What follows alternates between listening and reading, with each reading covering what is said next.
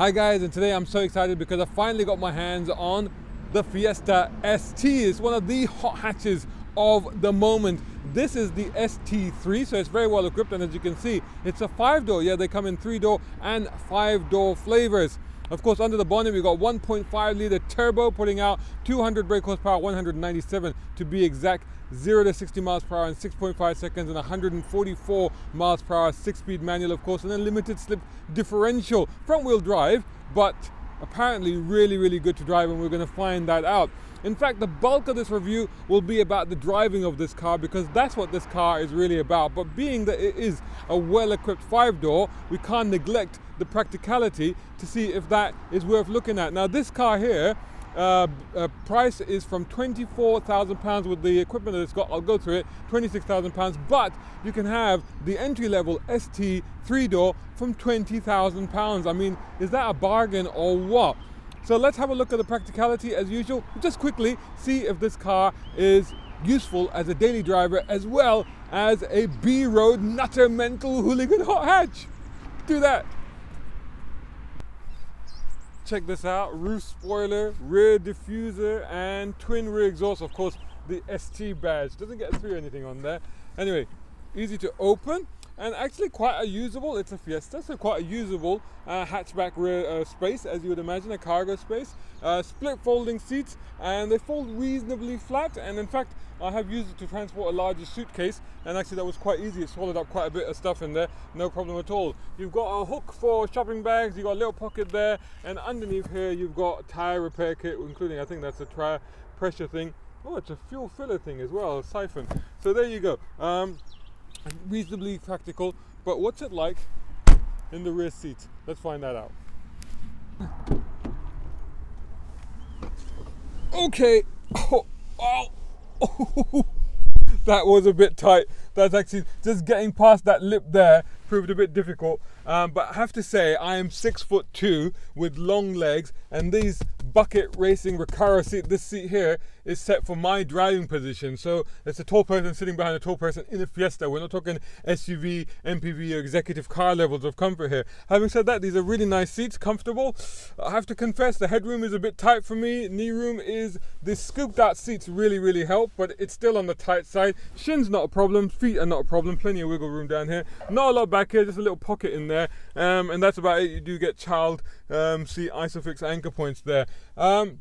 And you get, on this ST3, you get a panoramic sunroof, or glass roof as they say. The front bit I think opens, but you know, it adds to a little bit more light in the cabin, but it is quite tight. So if your family's on the tall side, or your friends, then you might want to just consider that carefully. But if you're sort of average, or you will mostly be using the front seats only, then it could be quite handy. But I don't think it's a regular use thing, certainly not for the likes of me. Anyway, time to get in the business end, which is the front. Oh, if I can get my boots out.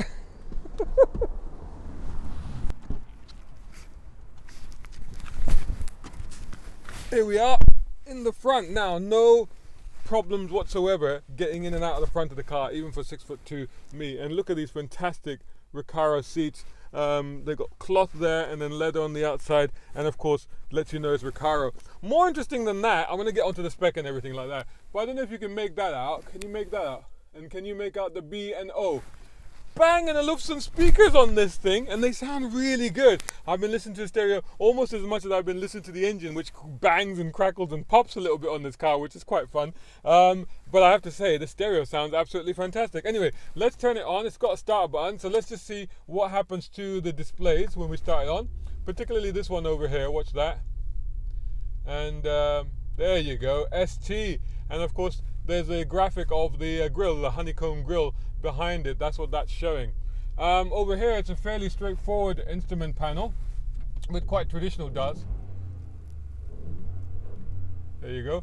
And it's got a digital bit in the middle there, and that's where the trip computer. Now let's just go through that, because it's quite interesting. I've got 38.5 miles per gallon. I did a longish motorway run yesterday, so 38.5 miles per gallon, which is not bad at all on this car. You know, if you drive it hard, you're going to use up the fuel. If you want to be thrifty, you can do. So it's, you know, in that sense, it's actually quite good. But pretty straightforward there. You can actually go through the, one thing I wanted to show you, here you go. There you go. If I press that button, look at that, Ford Performance, and in that it's got a launch control. Can you believe that? This little car has got a launch control, and you can focus on what you actually want to show there. Down here are the driving modes, this button here. So when I press that, you get normal mode, and that's sports mode, and that's track mode. Honestly, I found very little difference between the sports mode and the regular mode. In sports mode, I just do feel that the steering is a little bit heavier, throttle response a bit more, but honestly the difference is very little. The performance is all there. The enjoyment, entertainment factor is all there no matter what mode you're in. So big screen there, Apple CarPlay, this is very easy to use. I've used it, the interface is really good. Ford do this quite well, and the Apple CarPlay works very, very well with that, no problem at all. It's got sat nav, but I've been using my own on that. There's the controls, AC vents. Down here it's climate control, and wonderfully it's got heated seats and heated steering wheel on this spec car. 6-speed manual, of course. There's a little tray down there. There's a USB, one USB, and there are your modes: automatic, stop start, and traction off if you want to. And down here is a little cubby box as well, with a reasonable amount of capacity in there as well to store things. And once again, check out the speakers there. Let's quickly run you through the spec, because this car, so like I said, you can get a base one. This is the ST3 5-door, and it comes with a lot of standard kit. As you can see, that's a big old list right there. And just to go through it quickly, it's 18-inch 5-spoke alloy wheels, red brake calipers, of course the ST bodywork, LED headlamps, projector headlamps. It's got the LED daytime running, so the halo effect around the headlights, which actually looks quite good. It's got traffic sign recognition, auto high beam, and like I said, that 10-speaker Bang & Olufsen sound system with the 8-inch touchscreen, keyless entry, and of course stop start. It's got flat bottom steering wheel, ST, of course, with the remote controls on it. Power windows. It's actually got a reversing camera on this car with reversing lines, so that's quite handy. It's got all of that. What else has it got? It's got a leather handbrake, Recaro sports seats, as I've said. This one's got the performance pack, or it actually comes with the performance pack, which is the Quaife limited slip differential, launch control, performance shift indicator, and it's got lane keep assist, all of that sort of stuff, electronic stability program, dual chrome exhaust, as we saw outside, tire pressure monitoring. Now this car on options, as you can see there, there's the base price, 24,395 and 26,445 for this car, which has the panoramic roof, openable panoramic roof, full LED headlamps, and the silver fox exterior color. Now, it's a fantastic seating position, good all-round visibility. I've had no complaints whatsoever. It's a small, compact car, so it's very easy to see out of. The controls are all straightforward. This gear lever, nice short throw, very slick. You can never miss a gear, pretty much. It's a bit low for my liking, but I see what they've done by keeping it quite short lever there. I might have wanted it just a little bit higher, just to be perfect, but that's all right. The pedals are very well spaced, that even in my boots, you can heel and toe, which is actually impressive, because I'm not always able to do that. So yeah, fantastic, very, very practical, very daily drivable, very comfortable here in the front, and I think next thing to do is to take it for a little bit of a drive. Okay, so here we are in the Ford Fiesta ST. Now the pedals I've got to say, the pedals are fantastically placed, because even in my boots, I can actually heel and toe this thing. Look at this. And oh my goodness, it's a feisty, crazy, hot, hatchy little thing, which is of course what you would expect it to be. So one thing to say is the performance is amazing. It feels so much more than the figures would suggest. And the other thing is it revs, I mean I can't do it on this little road, but it revs right up to, it's redlined at just past 6,000 RPM, but actually will rev right up to 6.5, up to 7,000 almost.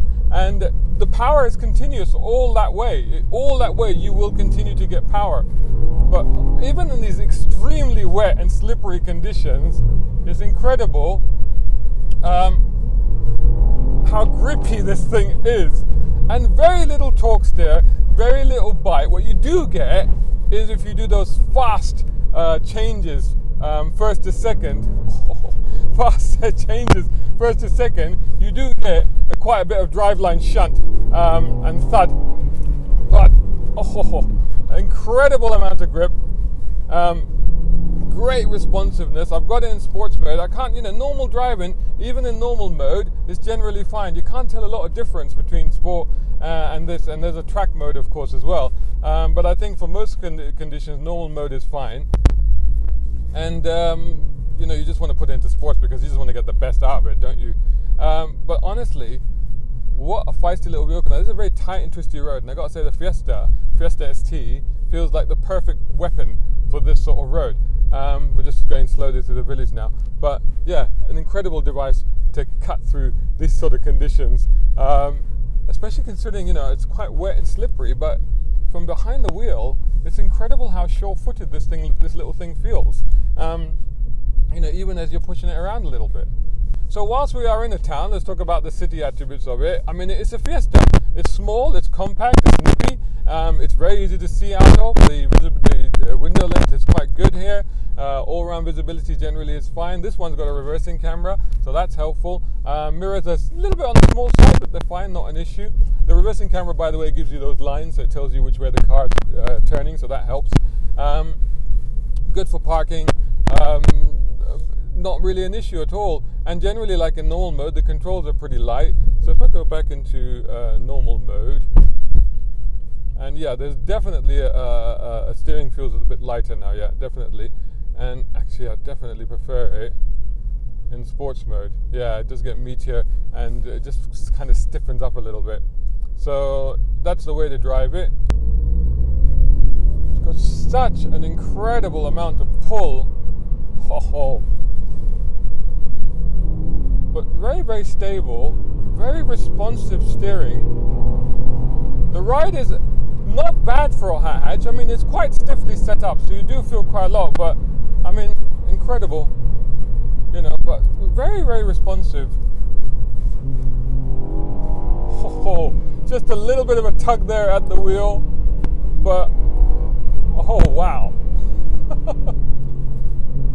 I mean, yeah, I think I slow down sooner than I should, really, because honestly, you feel like, oh wow, the understeer, a little bit there, just really provoking it and pushing it, but still very well controlled and very responsive to the throttle, so not bad at all. Just the torque is relentless on this thing. It's incredible. I know it's a small car, but how it manages to handle all of that torque and do what it's doing is absolutely amazing. The gear shift is actually really, really good. I don't know why I keep doing that. I keep pressing the selector for the instrumentation. Here's a corner here, series of corners, actually an S-bend. Wow. Oh, uphill on a bump, no issues at all. Stupendous, really, really good. And entertaining as well. Really eager car to turn in, to respond, to dart, to be quite faithful to your import. Very reassuring as well. Wow.